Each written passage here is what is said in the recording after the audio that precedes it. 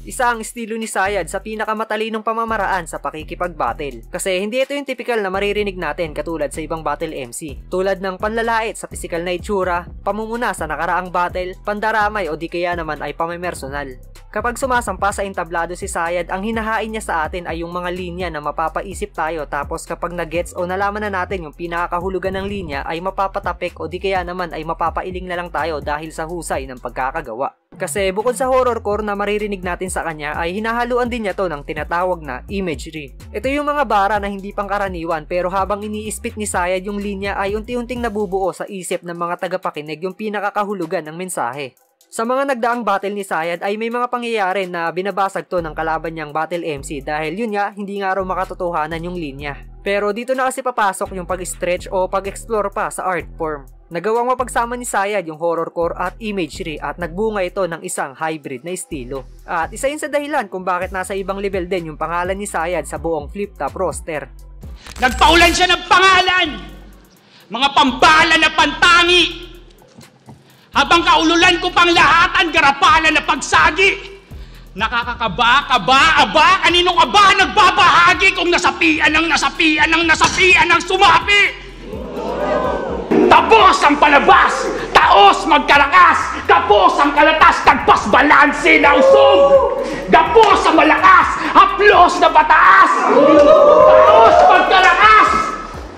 Kung ibabasa sa tunog, hindi na masisilayan ng plinanong kasangkapan, salip hindi na masisilayan, hinahalong kahinaan ng piling bakas, kahiyaan magiging patas, nabigayan magiging tagas, kabilaan sa swabe na ulog! Habang ginagawa ko tong content na to ay hindi ko pa rin maiwasan na bumilib kahit narinig ko na dati yung mga linya na nakapaloob sa video, lalo na tong bara niya kontra kay Twing. Grabe yung horrorcore at yung boses niya dito, tapos iba rin yung impact habang ini-imagine yung pinakakahulugan ng bara. Ireklamo mo yung sistema ng umalingasaw yung singaw, ako susulok o tataba sa tulad mong damong ligaw. Tumusok ba sa'yo yung tema, may nginig at may ginaw? Walang kuryente yung barena, ang umiikot ay ikaw! Umiidolo kay Paulat itong may stilong pambihira, kasi kung may bala at lipstick, kanya kutsilyo at manika, nabubola mo mahina at namalika ng dakdak, nananaksak ka ng manika, ngayon minanika sa saksak! Isa pang best example ng horrorcore plus imagery na linya ni Sayad ay yung mangkukulam reference niya kontra kay Fukuda. Simpleng detalye yung hinain niya pero ang bigat ng meaning. Kaya dudukutin ko na kaagad yung isang mata mo. Laglag din yung kabila. Lalagariin ka ng braso. Putol din yung kaliwa. Sasaksakin ng mababaw sa leeg. Butas din niya ang batok. Mamartilyuhin ng isa sa ulo. Pero dalawa yaong dadagok. O bakit doble lagi yung resulta? Sa sinasabi mo na kulang. Hindi kaya ikaw din yung ginagamit na manika habang ikaw yung kinukulam.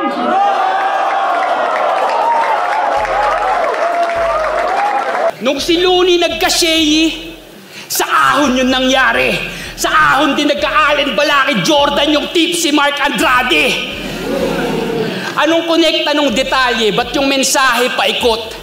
Sino bang may ayaw makakitang magkasayad to si Mot?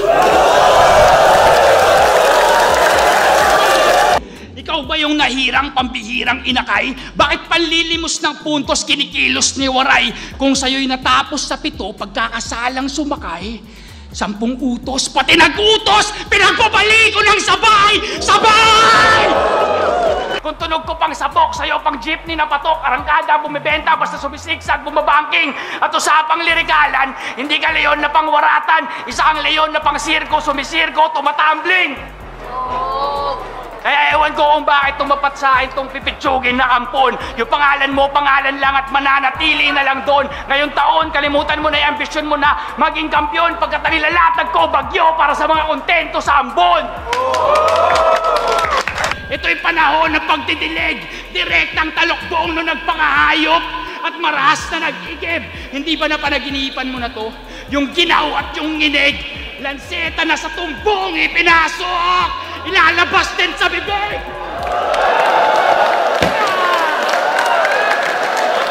Pagpapakamatay, Frank, subukan mo para oras nila kuhain. Pag nakatutok na lahat, pag may nagtangka na awatin, Yung prank mong pagpapakamatay, bigla mong totohanin!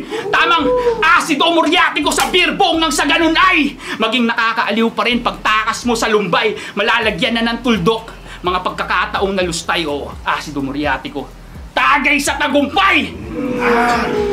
Isa sa pinakatumatak na linya ni Sayad ay yung bakanting ataol reference na unang beses nating narinig sa kanya sa laban nila ni Batas. Siguro pwede nga natin to isama sa top 10 signature line sa flip top eh. Ako yung ritmo ng kampo, yung il sa ilustrado, tamang ako rin yung rason kung ba't lagay mo delikado, kaya nahihibang ka na masyado kung tingin mo sa akin alagad.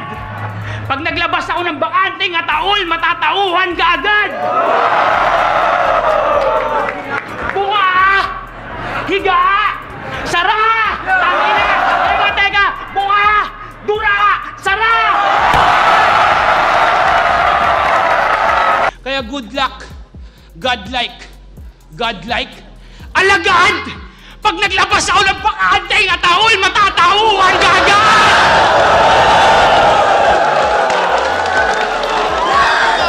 Bukas! Higa! Buka! Iwa! Bukas! Piga! Sara! Tangina! Teka! Bukas! Dura! Giba! Sila! Mata! Luwa! Nganga!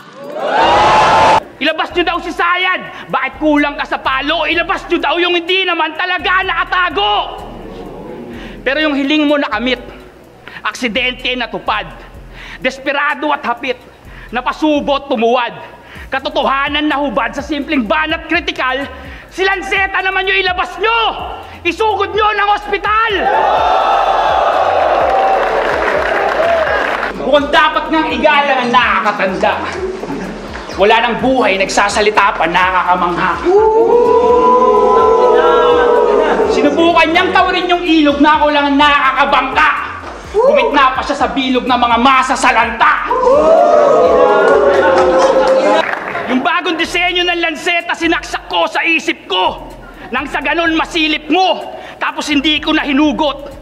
Pinaghanap ng aral, hinayaang mga lakal, kaso mas mabigat sa'yo yung mga pwede mo mapulot.